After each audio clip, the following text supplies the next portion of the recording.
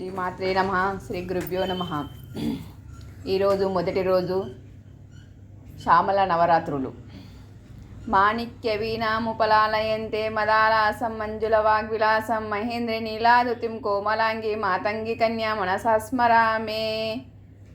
ఈరోజు మొదటి రోజు మనము అమ్మను ఎల్లో కలర్ చీరలో అలంకరించుకున్నాము. వంకాయ కలర్ జాకెట్.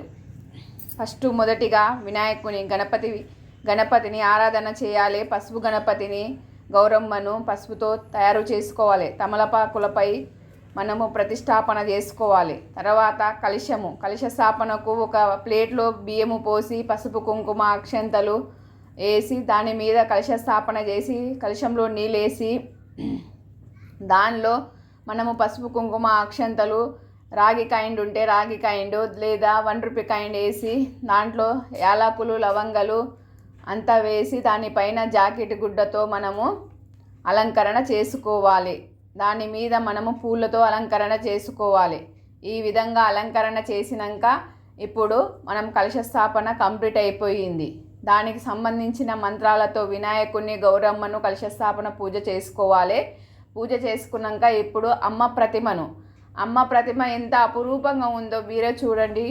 ఒక ఎల్లో కలర్ చీరలో అమ్మ బంగారు ధరించినట్లు వంకాయ కలర్ జాకెట్లో మళ్ళీ దానికి తగ్గట్లు అమ్మకు వీణ అంటే చాలా ఇష్టం. రాజశ్యామల అమ్మవారు కాబట్టి వీణను ధరించినది.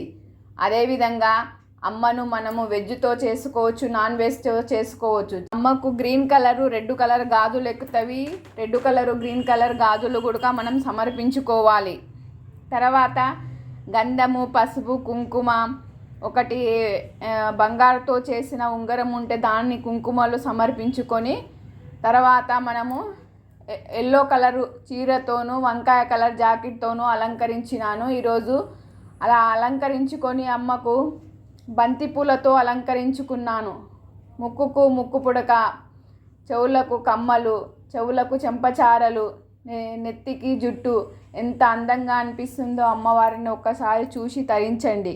ఈ విధంగా మనము అష్టోత్తరముతో 16 నామాలతో అమ్మవారిని 16 నామాలతో మనము పూజ చేసుకొని లేదా శ్యామల నవరాత్రులు కాబట్టి శ్యామల అష్టోత్తరముతో చదివి శ్యామల మాతంగి కవచముతో శ్రీ మాతంగి కవచం చదివి మనము పూజ చేసుకోవచ్చు. అది గుడక చేత కాని వాళ్ళు దేవి ఖడ్గమాల లలిత సహస్రనామ స్తోత్రము కనకదార స్తోత్రము మణిదీప వర్ణన కూడా చదువుకోవచ్చు. ప్రతిరోజు ఈ విధంగా 9 రోజులు ఈ ఆచరణ కొనసాగించవచ్చు. ఇది మొదటి రోజు అలంకరణ. అమ్మది వంకాయ కలర్ జాకెట్ ఎల్లో